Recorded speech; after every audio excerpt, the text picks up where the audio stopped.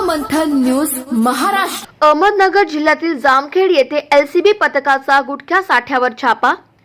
अहमदनगर जिल्ह्यातील जामखेड शहरामध्ये गुटख्याचा साठा करून विक्री करणाऱ्या दोघांना स्थानिक गुन्हे शाखेच्या पथकाने सुमारे 1.5 ते 2 लाखाचा गुटखा रंगेहात पकडत गजाआड केलाय.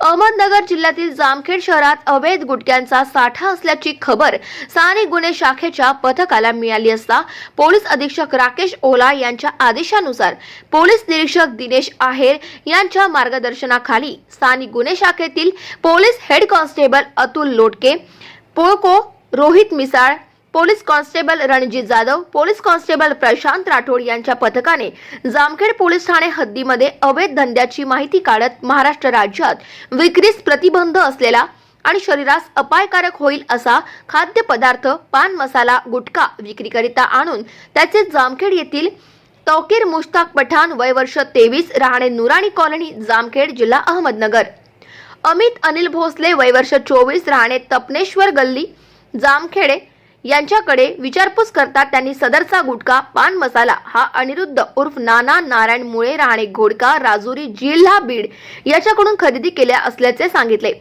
ताब्यात घेण्यात आलेल्या इसमान विरुद्ध पोको /2600 रोहित मधुकर मिसाळ याच्या फिर्यादीवरून जामखेड पोलीस स्टेशन गुन्हा रजिस्टर नंबर 591/2023 भांदवी कलम 328 188 272 273 34 प्रमाणे गुन्हा दाखल करण्यात आला असून पुढील तपास जामखेड पोलीस स्टेशन करीत आहे.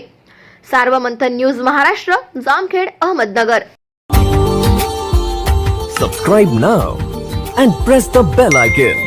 Never miss an update.